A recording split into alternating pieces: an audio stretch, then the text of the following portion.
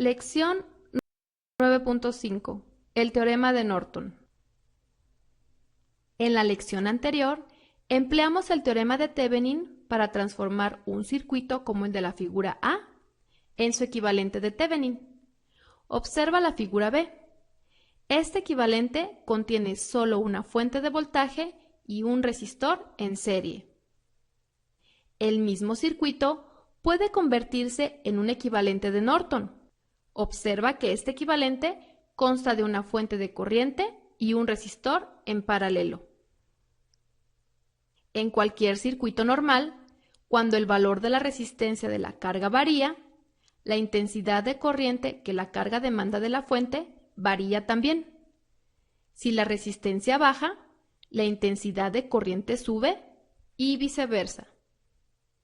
Este fenómeno, que obedece a la ley de Ohm, hace que el voltaje que una fuente entrega a su carga varíe de acuerdo con el valor resistivo de la carga. Si la resistencia baja, el voltaje de la fuente tiende a bajar también y viceversa.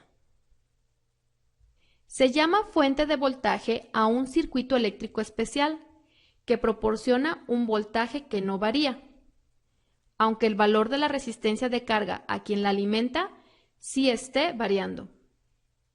Normalmente, cuando el valor de la resistencia de la carga varía, la intensidad de corriente que la carga demanda de la fuente varía también.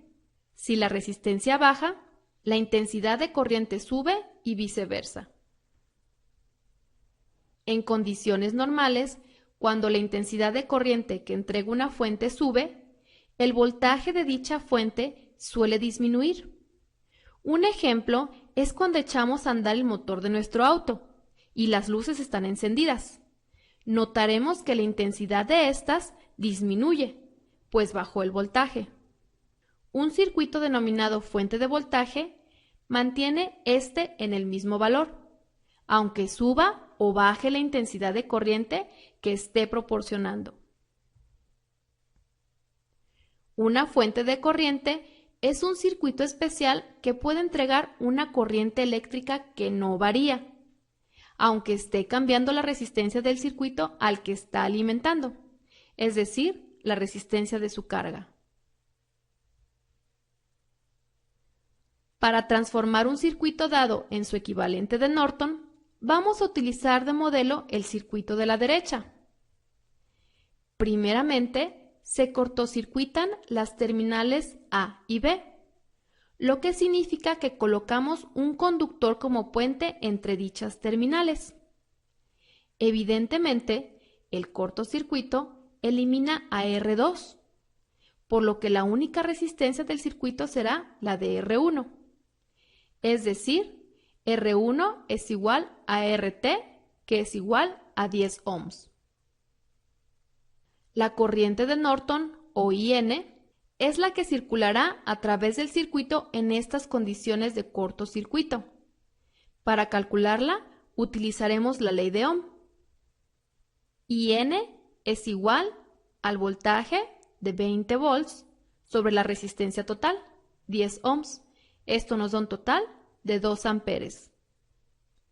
El valor del resistor Rn en paralelo con la fuente de corriente se obtiene de la suma de los resistores del circuito, si se elimina el cortocircuito que habíamos supuesto y ahora se cortocircuita la batería.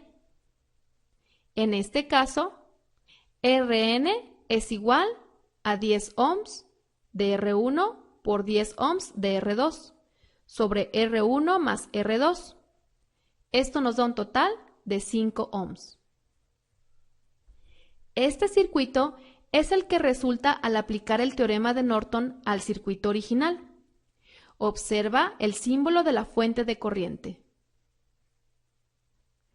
Las figuras muestran el circuito original y sus equivalentes de Thevenin y Norton.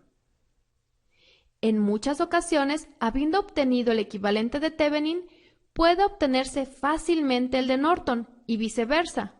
Nota que RTH o R de Thevenin es igual a R de Norton o Rn.